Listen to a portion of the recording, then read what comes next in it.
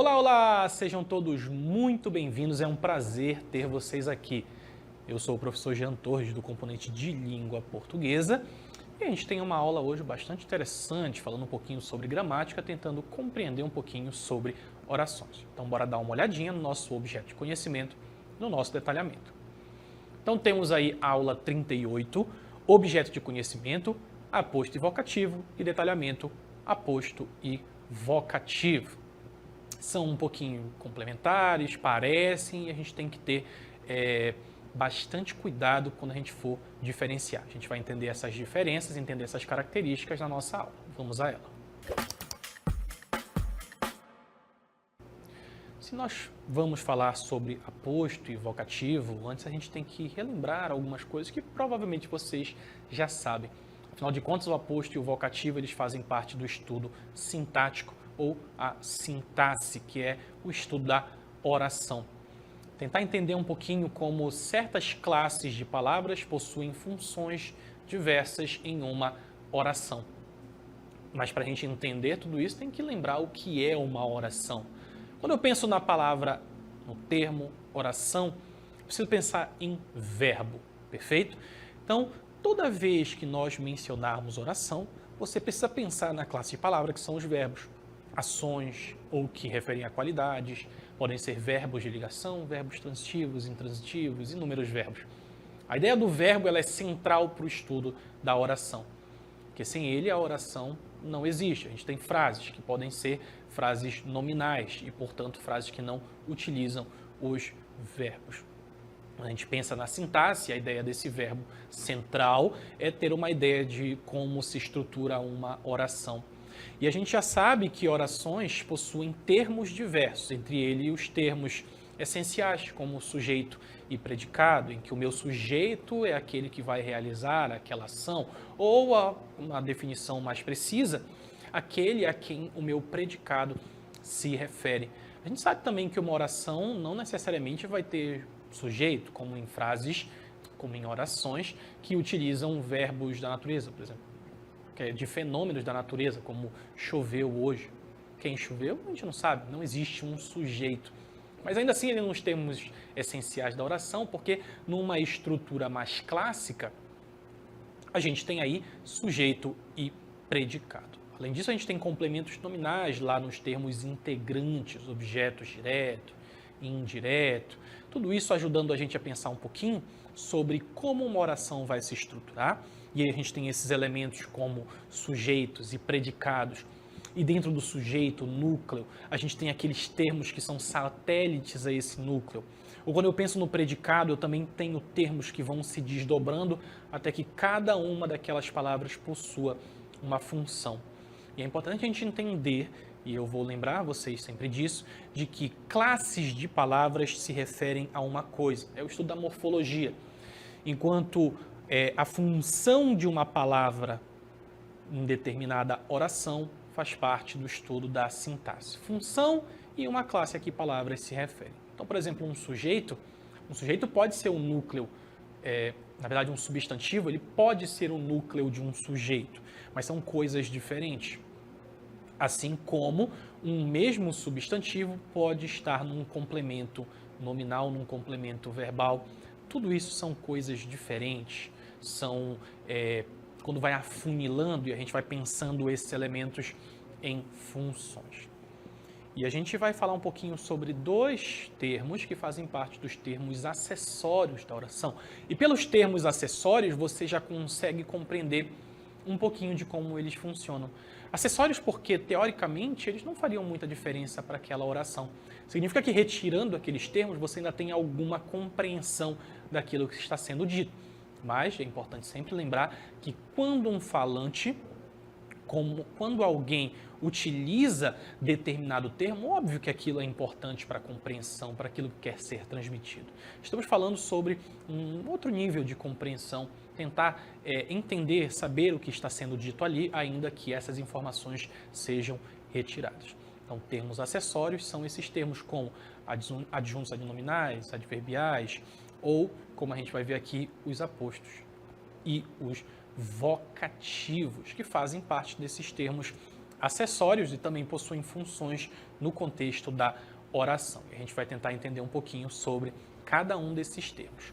Antes a gente tem um texto que a gente vai ler, já com esses elementos, principalmente o aposto destacado.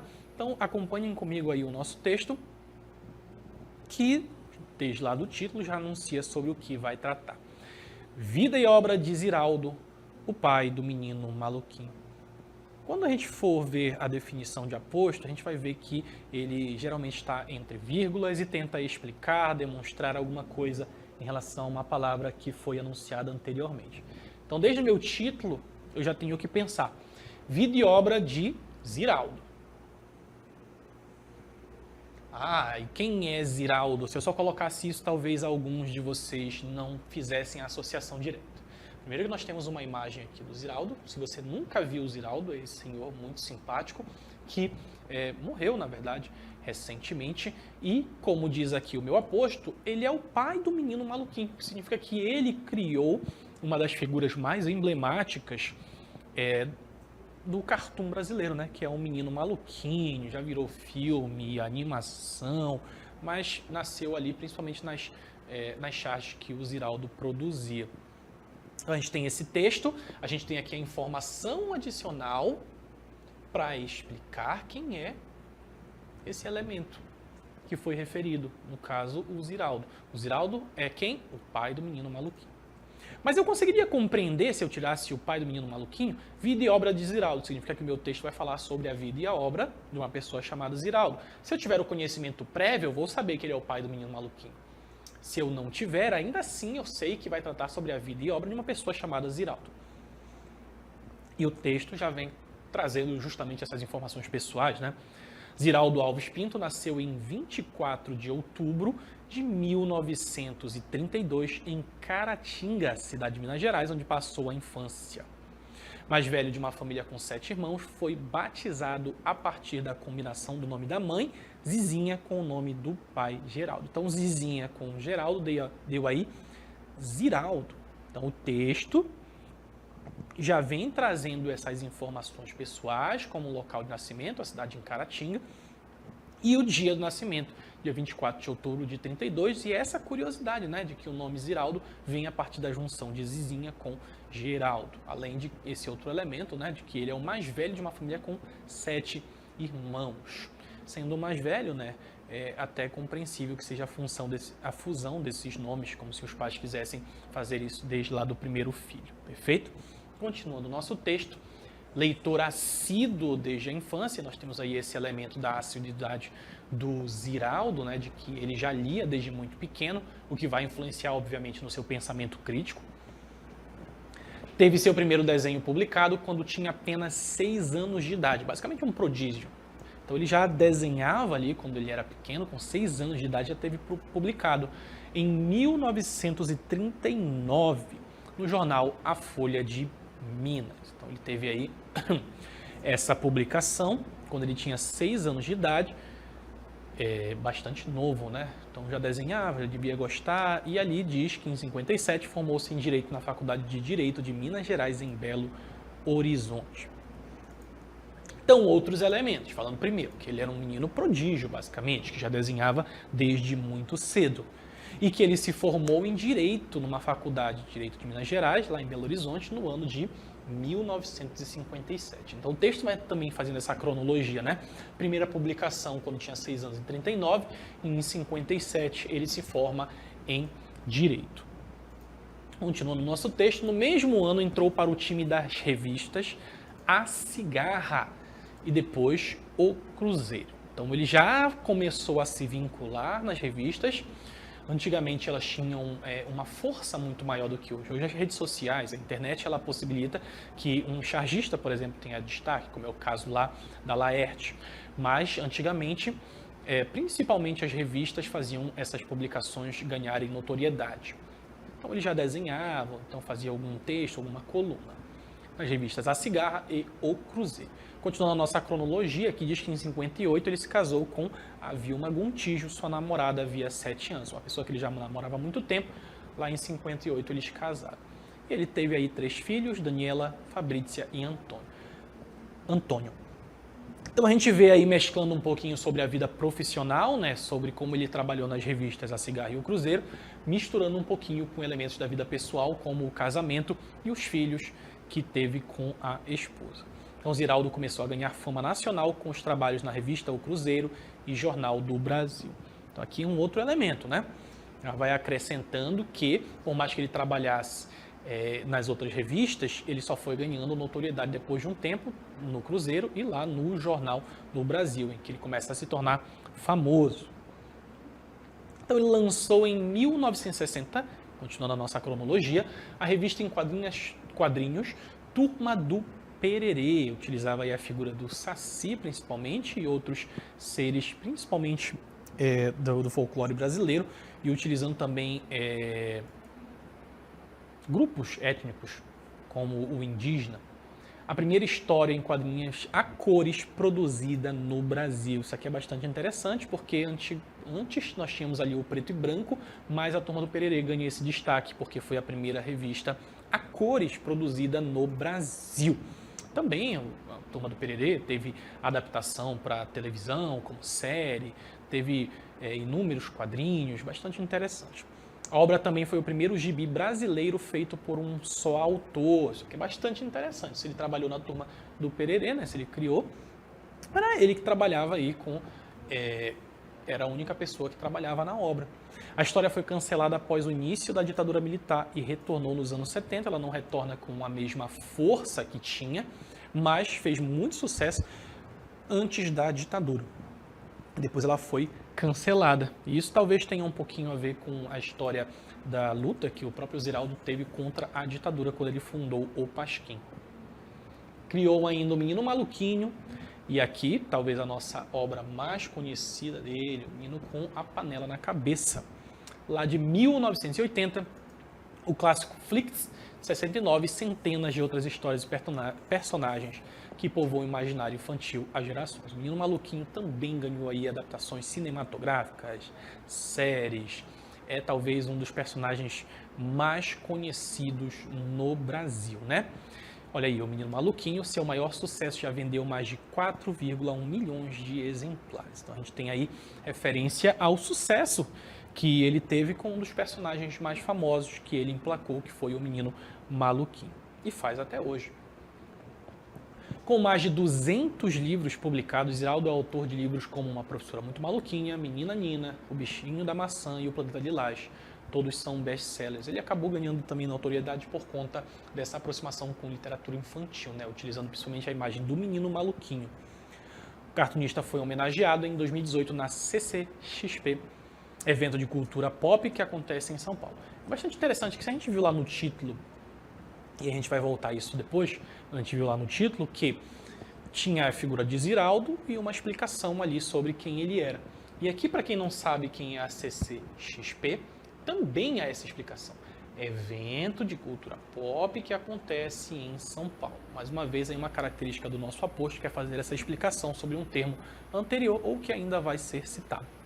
Então, o cartunista foi homenageado em 2018 na CCXP, que é o evento de cultura pop que acontece em São Paulo, no Artists Alley, espaço dedicado a quadrinistas e ilustradores. Mais uma informação, então, sobre o Ziraldo. Perceba que são informações gerais, tem a ver com a vida pessoal, tem a ver com a carreira, e fala um pouquinho aqui também sobre a atuação política dele.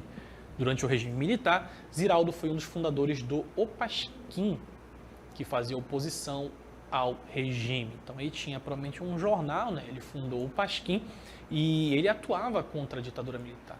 Como diz aí, ele foi preso e levado para o Forte de Copacabana um dia após a promulgação do AI-5, que faz com que a censura se torne muito mais forte, né? E se ele fazia oposição, ele acabou sendo preso e levado para o Forte de Copacabana um dia após essa promulgação, perfeito? Então a gente tem esse texto que traz elementos gerais sobre uma figura muito famosa no Brasil, que é o Ziraldo, que criou um dos personagens mais emblemáticos do Brasil, que é o Menino Maluquinho. Percebam que textos dessa com essas características, desses gêneros mais jornalísticos, eles precisam explicar, eles precisam detalhar alguns elementos para que o leitor não se sinta perdido. Então ele utiliza, por exemplo, eu não vou fazer com que, eu não vou colocar só Ziraldo, porque muitas pessoas podem não conhecer, mas talvez eles conheçam a obra dele, que é o Menino Maluquinho. Eu vou trazer aqui o nome de um evento, só que eu preciso explicar o que é o evento para as pessoas também não se sentirem perdidas. Então, principalmente em textos desse tipo, a gente vai usar bastante a figura do apóstolo. Eu já falei bastante sobre apóstolo e ainda não demos uma definição. Então, apóstolo é a palavra ou expressão. Geralmente ela vai ser uma expressão, porque quer ser mais detalhada, né? Apóstolo é a palavra ou expressão que esclarece, explica, resume ou identifica um termo da oração. E o primeiro exemplo, já adiantei para vocês, é o do nosso título, Vida e Obra de Ziraldo, o pai do Menino Maluquinho. Então aqui eu tenho o elemento Ziraldo, e para que eu consiga detalhar sobre o Ziraldo para aqueles que não sabem quem é, eu vou usar aqui esse elemento, que é o apóstolo, que está totalmente deslocado. E é por isso que às vezes a gente tem essa definição do termo acessório não fazendo muita diferença para a compreensão. Porque se eu digo vida e obra de Ziraldo, se eu digo vida e obra de Ziraldo, eu já sei que eu vou tratar naquele texto sobre a vida e a obra de uma pessoa chamada Ziraldo. Só que eu quero dar o detalhe que é o pai do Menino Maluquinho para aquelas pessoas que não conhecem. Então, o Menino Maluquinho, criado por Ziraldo, é o personagem de uma série de histórias em quadrinhos brasileira, inventada pelo desenhista e cartunista. Olha aqui de novo, Menino Maluquinho, criado por Ziraldo. Mais uma vez eu tenho aqui o meu apóstolo. Só que eu poderia dizer o Menino Maluquinho é personagem de uma série de histórias. Só que eu quis dar esse destaque no meu apóstolo para explicar que o Menino Maluquinho foi criado pela pessoa que eu estou tratando no meu texto. Perfeito?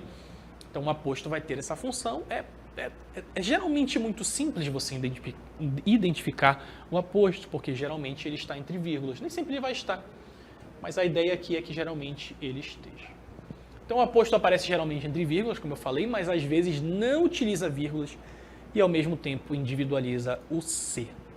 Então, exemplos, né? A cidade de Lábrea realiza a festa do sol. A cidade de Lábrea, princesinha do Purus, realiza a festa do sol. É muito comum que a gente veja, então, o apóstolo entre vírgulas para fazer referência para aquelas pessoas que não sabem o que é Lábrea ou não conhecem muitas características. Cidade de Lábrea, princesinha do Purus, realiza a festa do sol. Então, a gente tem aí esse termo que se refere a Lábrea e faz algum vínculo, né, com alguma característica interessante ou algum termo que as pessoas consolidaram ao longo do tempo. Então a gente tem aí alguns tipos de apóstolo. Temos aí ao centro apóstolo, a palavra ou expressão que esclarece, explica, resume ou identifica um termo da oração.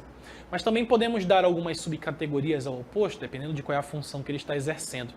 Tem o apóstolo explicativo, que ele quer explicar um termo anterior. Perfeito? Ou o especificativo. Ele vai individualizar para falar que ele não está falando sobre qualquer um, é aquele específico, coloca a parte de um substantivo de sentido genérico. Então, eu falo no nome de uma cidade ou de um estado, como falar, São Paulo, vírgula, a capital, que é para mostrar que eu estou falando da capital e não do estado. Estou falando de cidade e não estado de São Paulo. Lá no 3, o enumerativo, que é uma sequência de termos usados para desenvolver ou especificar um termo, e o resumitivo, que resume termos anteriores. No final das contas, óbvio, o apóstolo ele sempre quer explicar de alguma forma, mas a gente pode fazer essas subcategorias para tentar pensar um pouquinho no que mais o apóstolo pode fazer. Então podemos concluir que o apóstolo é uma palavra ou expressão que explica ou que se relaciona com o termo anterior com a finalidade de esclarecer, explicar ou detalhar melhor esse termo. Então, alguns tipos de apóstolo, só para a gente tentar pensar aqui em exemplo, aqui no explicativo, né? Usado para explicar o termo anterior. E no caso do nosso exemplo, Ziraldo lançou em 1960 a revista em quadrinhos Turma do Pererê. E aí eu quero explicar alguma coisa sobre esse termo. E eu tenho justamente a vírgula aqui para separar o meu apóstolo. O que é a Turma do Pererê? Explicando a primeira história em quadrinhos a cores produzidas no Brasil. E aqui está a função do apóstolo enquanto explicação.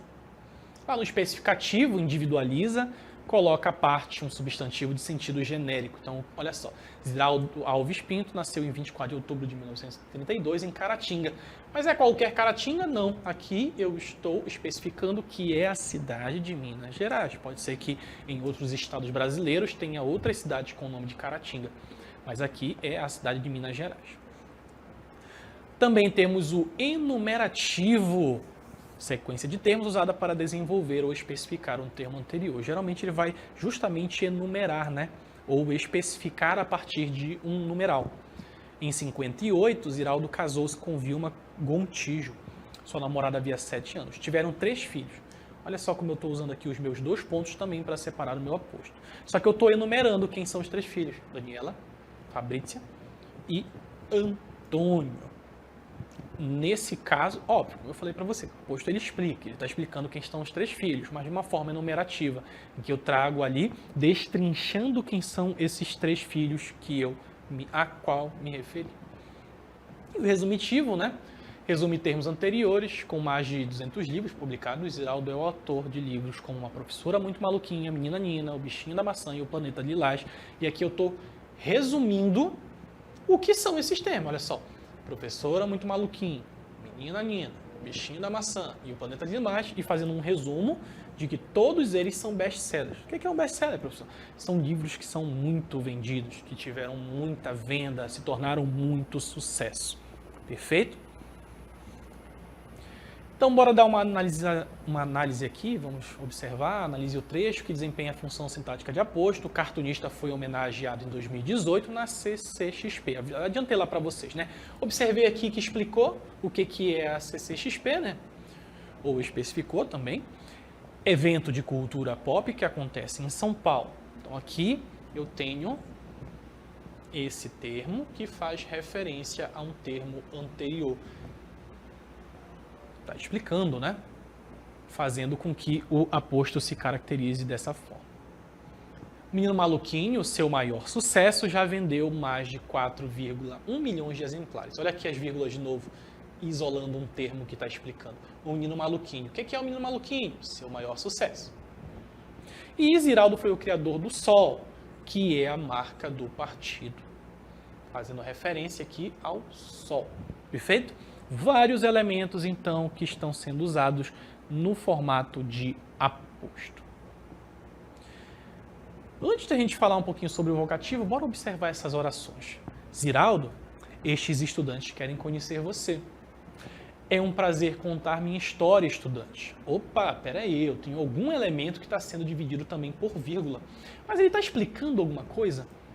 Não. Quando você está conversando com alguém, você utiliza um vocativo, geralmente, porque você vai chamar a pessoa pelo nome, ou chamar por algum apelido, ou usar algum pronome. A gente vai ver como funciona, só que a gente já adianta. Os termos Ziraldo estudante são vocativos, usados para se dirigir a quem escuta. A gente ouve muito, por exemplo, nas ruas, uma pessoa vai na frente, deixa alguma coisa cair, você grita, menino, não sabe o nome, você vai usar uma palavra para definir, uma palavra genérica. Menino, você deixou isso cair. Então, é comum o uso de substantivos como aposto. Aqui a gente tem um substantivo próprio, né? Ziraldo, que é o nome da pessoa, um genérico comum, que é estudante. Então, a gente já tenta entender um pouquinho de como funcionam os vocativos, que está conceituado bem aqui. A palavra vocativo vem da palavra latina vocare, que quer dizer chamar. Assim, o vocativo é a palavra, ou uma expressão, né? Com a qual chamamos pessoas, animais ou coisas a quem nos dirigimos. Pode vir no começo, no meio ou no fim da frase. Então, como eu falei para vocês, principalmente pelo nome, né? Paulo, espere por mim. E a gente, sempre que for usar uma vírgula, um vocativo, a gente precisa colocar a vírgula. Corra, Marcos. O ônibus está partindo. Percebam que são elementos que não são importantes de uma maneira geral, claro, são importantes, mas não são determinantes para a compreensão. Poderia dizer espere por mim, só que eu quero me referir à pessoa, falar diretamente com ela, chamá-la. Paulo, espere por mim. Corra, o ônibus está partindo, só que eu estou me referindo à pessoa. Corra, Marcos, o ônibus está partindo. Entre vírgulas, quando ele vem assim. É hora de ir para a escola, Juca. é hora de ir para a escola. Só que eu estou chamando uma pessoa, é hora de ir para a escola, Juca. Então, o vocativo vai funcionar dessa forma. A vírgula é usada para separar o vocativo na frase. O vocativo também pode vir acompanhado de ponto de exclamação. Juca, por que você fez isso? Então, é uma exclamação porque ela dá um outro tom, né? Como se estivesse espantado com alguma coisa que aquela pessoa fez. Juca, por que você fez isso? Então, aí, nesse caso, eu estou usando o ponto de exclamação para dar esse destaque. Mas, geralmente, quando eu estou falando de normal, escrevendo, eu utilizo a vírgula para separar o meu vocativo do restante da minha oração. Chico, onde está você? Então, a pergunta já está anunciando só no vocativo, né? E como eu falei para vocês, percebam que o restante da sentença, ele continua fazendo sentido mesmo sem. E como funciona na prática? E aqui temos uma das músicas mais bonitas, deprimentes da história da língua portuguesa. Sua Estupidez, que ficou famosa na voz de Gal Costa, mas é de composição do Roberto Carlos e do Erasmo Carlos. Meu bem, ô meu bem. Percebam então que aqui é tudo sobre vocativo. Meu bem, eu já estou me referindo, eu estou conversando com alguém. Percebam que desde o título Sua Estupidez, eu estou usando esse pronome demonstrativo para dizer que você é idiota. Mas dizer que é idiota para a pessoa amada pode ser agressivo. Então o Roberto Carlos e o Erasmo queriam dizer isso de uma forma mais romântica. Por quê? Tem a ver com a letra, meu bem, ô meu bem. Olha só como eles já vão se referindo, utilizando o vocativo à pessoa. Então já está mostrando que está chamando a pessoa amada para explicar alguma coisa. Bora ver o que é? Meu bem, ô meu bem, você tem que acreditar em mim. Ninguém pode destruir assim um grande amor. Não dê ouvidos à maldade alheia e creia. Sua estupidez não lhe deixa ver que eu te amo. Então, se referindo aqui a algum eu lírico, dá a entender que esse eu lírico às vezes ouve os burburinhos, acredita no que as pessoas dizem. Só que ele está dizendo, você não deve dar ouvido a isso. A sua estupidez não lhe deixa ver que eu te amo. Então, se eu te amo, não importa o que digam. Não importa o que as pessoas mentem para você. A verdade é que eu não vou fazer nada porque eu te amo. Meu bem, olha de novo aqui o nosso vocativo. E aí nós temos aí meu bem. Use a inteligência uma vez só. Isso aqui é elite, tá? Olha só, use a inteligência uma vez só. É uma forma romântica de dizer para a pessoa que geralmente ela é ignorante. Use a inteligência uma vez só. Quantos idiotas vivem só sem ter amor e você vai ficar também sozinha? Então está dizendo, se você não mudar como você é, de se emburrecer, de ficar chateado por qualquer coisa, você vai ficar sozinho. Eu sei por quê, sua estupidez não lhe deixa ver que eu te amo. Percebam que o meu bem, o vocativo, ele sempre está entre vírgulas, né? Sempre está destacando ali, chamando a pessoa que ama. E o nosso eu lírico vai encerrar dizendo, quantas vezes eu tentei falar que no mundo não há mais lugar para quem toma decisões na vida sem pensar. Então aquela pessoa amada que geralmente toma atitude porque está com raiva, porque não consegue pensar, é ciumenta demais e acaba ficando emburrada, querendo brigar. Então não há mais lugar. Ele está dizendo, você não vai chegar a lugar nenhum se você continuar agindo assim. E olha que bonito, conte ao menos até 3, se precisar conte outra vez, aquele exercício de, tá chateada, conta até 3, vai, conta até 3, tenta relaxar, se precisa, conta de novo, mas pense outra vez, meu bem, meu vocativo, eu te amo. Olha que música linda e maravilhosa da nossa, cantada, né, pela nossa eterna Gal Costa. Alguns outros exemplos aqui famosos da televisão. Alô, alô, Terezinha, é um barato o cassino do Chacrinha. Era o bordão do apresentador, né, do Chacrinha. Mulheres, cheguei, acho que é do Zé Bonitinho esse aqui, né? Também garotas do meu Brasil varonil. Vou dar um tostão. Perceba aqui, ó, tá se referindo a alguém, né? Tá chamando alguém. Mulheres, cheguei. Alô, alô, Terezinha, garotas do meu Brasil varonil. Perceba que pode ser uma expressão. Vou dar um tostão da minha voz. São os bordões aí do personagem, o Zé Bonitinho. Captei vossa mensagem, ó sábio guru, me referindo aqui à pessoa, né? E o Acorda Menina, lá da Ana Maria Braga, todos bastante consolidados aí na televisão brasileira. Já devem ter ouvido algum, perfeito? A gente falou um pouquinho sobre o aposto, sobre como eles explicam, estão entre vírgulas, diferente do vocativo, que o vocativo tem essa intenção de chamar, mas também está entre vírgulas e fazem parte dos termos acessórios da oração. Como não há mais nada a ser explicado, a gente vai encerrando por aqui. Eu agradeço a companhia de todas vocês, fiquem bem e até a próxima.